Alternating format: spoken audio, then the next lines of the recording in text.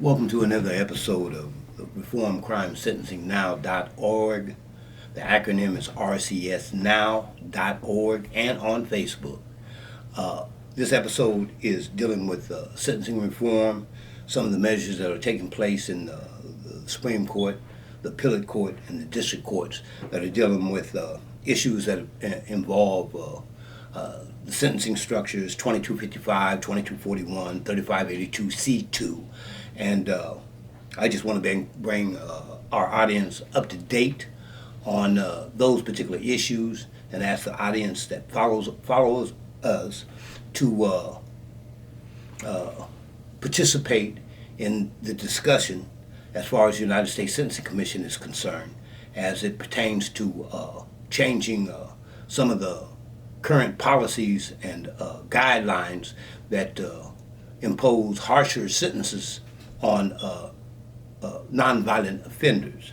And one of the issues that the Supreme Court was handling as of November 4th was that they addressed the issue in a case called on a habeas corpus level to deal with the habeas corpus statute. The underlying problem in that particular case was that the petitioner, Mr. Jones, was convicted at trial of being a felon in possession of a firearm in violation of 18 U.S.C.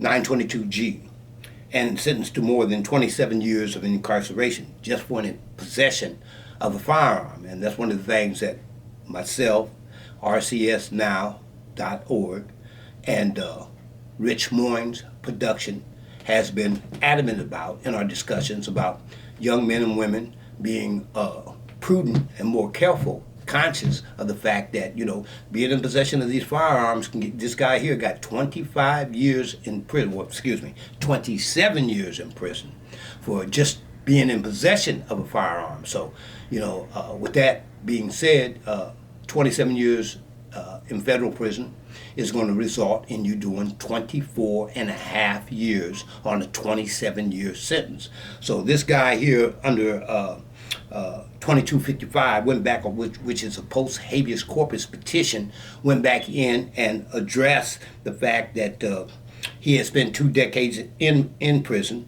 and the Supreme Court decided in Rehab versus United States that Section 22G requires the government to prove that the defendant knew he was prohibited from possessing a firearm. So what that entailed was that when he went to trial, the government was required to prove that he understood that he was in possession of a firearm that he was not allowed to possess based on him being a felon. And most laws in the United States revolve around the fact that if you have a prior conviction and you're in possession of a firearm, then you're in possession of that firearm unlawfully. Usually, that type of sentence, if you plead out, will get you 15 years. You take it to trial, you can get anywhere from 25 to 30 years in prison, depending on how many prior convictions that you have. So the Supreme Court took this case up, like I said, but they took it up a while back in what is called Rehab versus United States, that Section 922G requires the government now to prove that the defendant knew he was prohibited from possessing a firearm. The government presented no such evidence in this particular defendant's case, and under the law at the time, it didn't have to in order to sustain the conviction. And although he had 11 prior felony convictions, the defendant testified that he believed his record had been expunged, meaning that he had no prior convictions which would show up on his record, so the government couldn't use them to increase the punishment under Title 18 U.S.C. 922G. Normally, if you don't have a prior conviction, and this is your first offense, if you're in violation of the law for possessing a firearm, the feds can impose a 60-month sentence, which is 5 years, if you have no prior felonies. If you have prior felonies, then it increases drastically, as it did in this particular case here. But again, why it increased so much in this guy's case is he exercised his rights to a trial by jury. So he preserved all of his constitutional rights. And those rights entail that under a reasonable doubt finding, the jury is supposed to find that he had knowledge of the fact that he was a felon in possession of a firearm and that he was not supposed to be in possession of that particular firearm. So the court has come back, which is a good thing, and said, well, the government was required to prove that he understood that he wasn't supposed to be in possession of that firearm based upon his prior criminal history. So again, I want to reiterate the fact, for those young individuals running around here toting them pistols and things like that there, if you've been busted for weed before, if you've been busted for jaywalking, if you've been busted for any misdemeanor felony, the state can charge you for being a felon in possession of a firearm, and the feds can come in after the fact and sentence you and charge you under the federal statutes for felon in possession of a firearm. And that's called a Title 18 USC 922G. And with that statutory indictment, they can come back and enhance that sentence under Title 18 924E or 924C, all under Title 18. So it's incumbent upon you, based upon the fact that we give you this information, to review those statutes if you run around here toting them firearms, so that you know what you're going to be looking at if, in fact, you get popped with one of those firearms. So, again, my hope and appeal to young men and women out there toting firearms, and they don't have no business toting them, they're not licensed to tote them, is to be conscious of the fact of what you're going to be subjected to if, in fact, you get busted with one. If they find one in your house, they can find, if they find one in the car, it doesn't matter if somebody throws it in the back seat. If you driving the car, that's going to fall on you. So we want to make sure that you understand that. So I applaud the Supreme Court for their decision in this particular case because they're putting the government to the test as far as knowledge is concerned. So what they're saying based upon this particular ruling on November 4th was that the government had to prove that this individual had to have the knowledge that he was not supposed to be in possession of a firearm. Now usually in such cases, when you get out of state prison or federal prison, it'll say in your release papers that you're not supposed to possess a firearm, or if you get out of federal prison going on supervised release, that you're not supposed to be in possession of a firearm. So that gives you notice of that particular fact.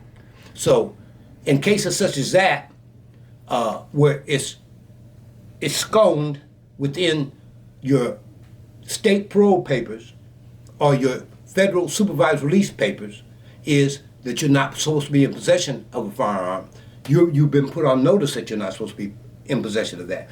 The individual here, the defendant in this particular case, put the government to the test because he exercised his constitutional rights.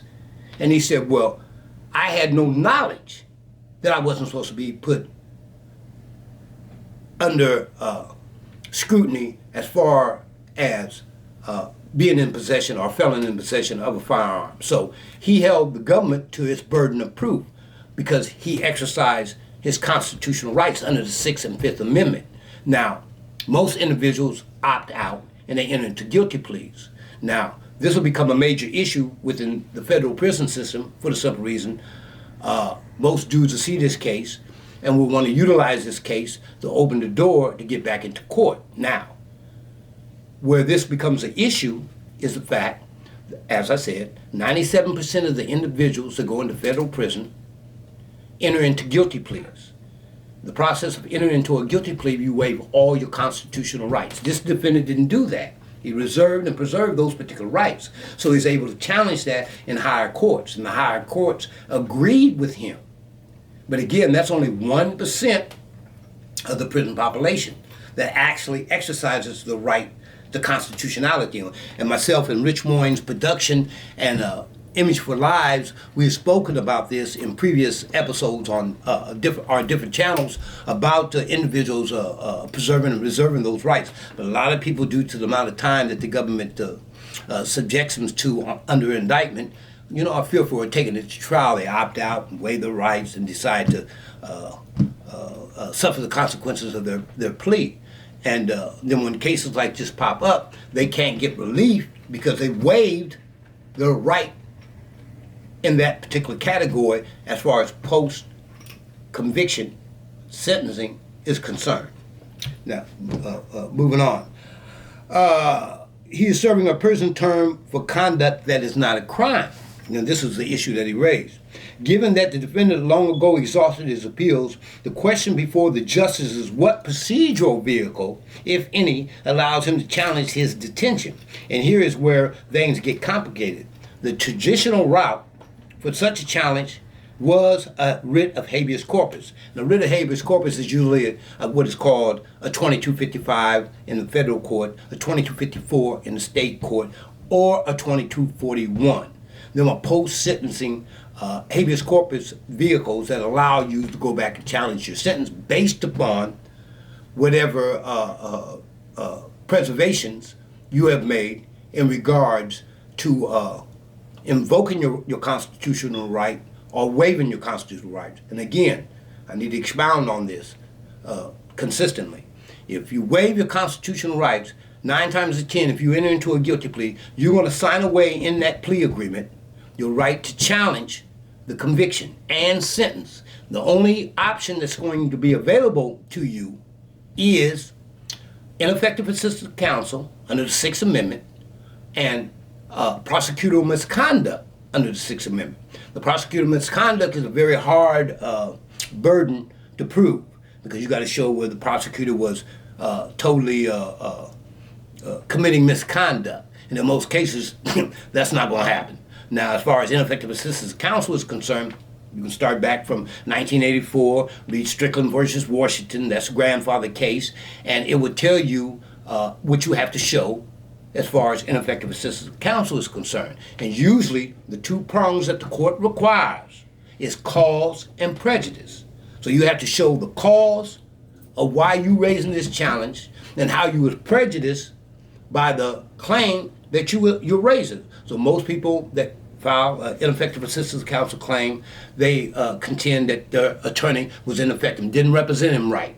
That's not going to get you nowhere just by saying that your attorney didn't represent you right. You have to show errors in your counsel's representation of you that rises to the level of I'm trying to think of the word error that greatly impacts the integrity of the particular proceedings, where the public would have a problem with your conviction. And that's a high bar too. I mean, that's not an easy conquest. And that's the reason why you don't see it. You see a lot of people raising that particular claim post-sentencing, but very few people prevail on a claim of ineffective assistance of counsel because the courts are not going to rule in favor of a defendant in a claim that challenges his attorney's ineffectiveness. And the reason for that is because these attorneys go to law school. And they spend a lot of money to get these law degrees. So we can't say, the court is not going to allow you to say, that our law schools are not teaching our attorneys that pass the bar as being inept or ineffective in representing you. I mean, so that becomes a difficult claim. But and I understand that the monetary aspect of it is it presents an issue for the simple reason, these colleges make upwards to $200,000, $300,000, $400,000, $500,000 teaching these students to become lawyers, and they practice law. That's what they do. They practice law, and it doesn't mean just because they got a degree in college and passed the bar that they're actually effective in representation of defendants. From my own personal experience, I can tell you first and foremost that a lot of people get railroaded because their attorneys are not really equipped from the standpoint of defendants not being able to financially procure effective counsel in these criminal cases. So you get a court-appointed attorney, and that court-appointed attorney is working for minimum wage and a set wage that the court provides for them. So they're not going to do all the necessary things that you would want them to do in order to prove your innocence or to get you a sentence that is compatible with the crime that you've been charged with. And so what they basically do is run a assembly line representation, and they might have 30, 40, 50, 60 clients, and they're trying to get you to enter into these guilty pleas, waive your rights, and get this out of the way so they can go on to the next case. I've spoken about that before, as has Rich Warren's Productions and 4 Image 4 Lives. Okay, moving on. I hope you're following me. Given that Congress passed 28 U.S.C. 2255, which funneled challenges to federal convictions and sentences into a motion to vacate before the sentencing court, Section 2255E, the statute's saving clause allowed prisoners to pursue a traditional habeas corpus. Now, habeas corpus go way back. They go way back to, I want to say, back to the 50s and the 40s. And what it represents is after you've been sentenced into court, after you exhausted your appeal, after you've been to the Supreme Court, you have the right, based upon that statutory provision, to come back and challenge particular aspects of that sentence and conviction, if in fact you have the evidence to support any challenge that you would put before the court. Most challenges that are put before the court are incumbent on a claim of ineffective assistance counsel. You'll find very few claims that will get through the court system that doesn't involve ineffective assistance counsel. And that's a Sixth Amendment issue. Remember that. And you do have access to another post-conviction habeas corpus petition, which is called Title 28 U.S.C. 2241. And that's a petition that you would file in the district court, not that you were sentenced in, but a district court in the jurisdiction where you're currently residing while you're in federal prison.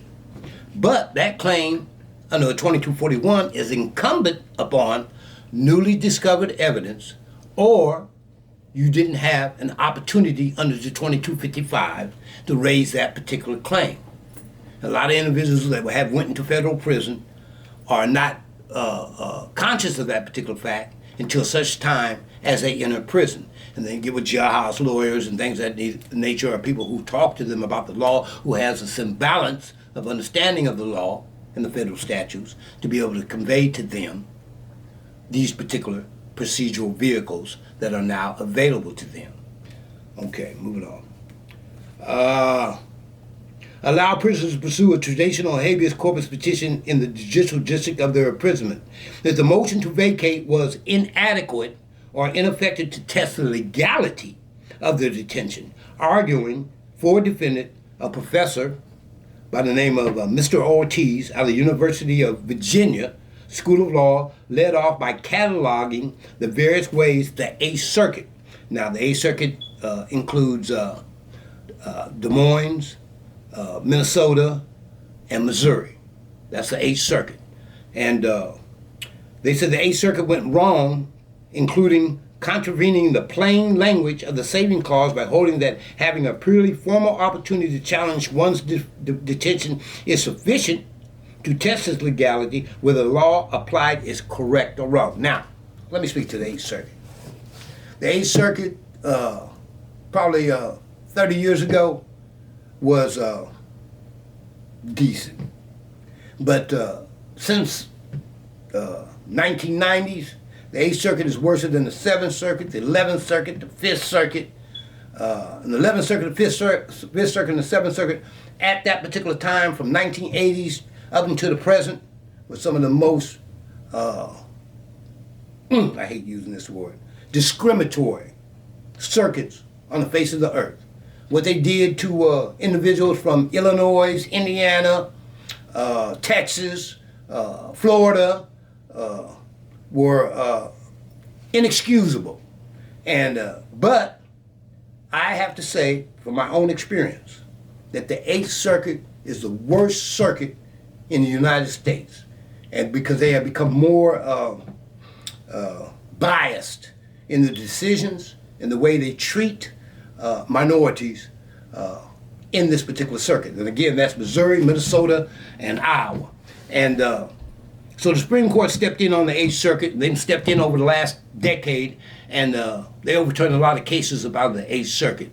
And a lot of those cases about the Eighth Circuit, as far as Iowa is concerned, usually fall about the Northern District of Iowa. And you get a lot of cases about the Northern District of Iowa that address issues of drug distribution and possession of firearms. And if you're from out of state and you come down here from out of the Seventh Circuit mostly, I'm talking about Illinois and Indiana, you're going to find yourself facing judges that do not play and will not serve you with any love. And a lot of people can attest to that because a lot of people have got cases down this way and they're sitting in federal prison now with long and extensive severe sentencing. So it's always good to see the Supreme Court rule come into a particular case and overturn the Eighth Circuit because, like I said, you know, a lot of the opinions that come down from the Eighth Circuit, especially the appellate court and the district courts in the Northern District. I'm not speaking about the Southern District because prior to some of the judges coming down here from the Northern District to be judges in the Southern District, there were judges up in and magistrates up in the Northern District, but now they're down here, and they don't impose the type of sentences that you're going to see imposed about the Northern District of Iowa. So there has been some movement within the Supreme Court addressing these particular issues, but a lot of dudes that are currently in prison have contacted me about these particular rulings that have taken place. But again, you know, for me to sit up and say or tell your family that you got relief coming would be negligent on my part for the simple reason everything is incumbent upon the individual case. And for you to get back into court or to get relief from a sentence that was severe based upon the fact that you took it to jury trial or you entered into a guilty plea is incumbent upon the factors in your case. So, I mean, if you got prior convictions, if you went to jury trial, you know, your burden of getting relief becomes much harder. Doesn't mean that you shouldn't get relief. That's not what I'm saying. I'm saying that, unfortunately, our system of justice frowns upon individuals who invoke their constitutional rights. So if you go back to the creation of the Constitution, you will see that the founding fathers, and you have to know who those founding fathers are, but the founding fathers put to the test whether or not the government had the authority to violate a citizen's constitutional rights. But most citizens today don't understand, in order for you to receive justice, you have to invoke, you need to look that word up if you don't understand what it means. You have to invoke the constitutional rights that are accorded you as a United States citizen. So, with that being said, I wanted to share that information with individuals because we know that there's a lot of individuals in federal prison under Title 18 U.S.C. 922G, and that's possession of a firearm by a felon, and a lot of them get hit with the 924E and the 924C, and all those are enhancement provisions, but under 924E, that has to be in the indictment. You have to be indicted under the 924E in order for the government or the court to impose a sentencing enhancement on this. So that 5 years jumps automatically under 924E to 15 years. That's the minimum. But it could go, as it did in this defendant's case, to 27 years because he had 11 prior convictions. So not only did they impose the 924E enhancement, they used the guidelines to increase that sentence from 5 years to 27 years. But this defendant was successful enough because he invoked his constitutional right. And it's incumbent, as we spoke about in a previous episode under Rich Williams Productions, we talked about post-election. And we talked about policies and procedures being put in place post-election and how we need to stand on those elected officials to ensure that they're creating policies and laws that are compatible with the offenses that a particular citizen, a young child who may be unconscious, may get themselves involved in.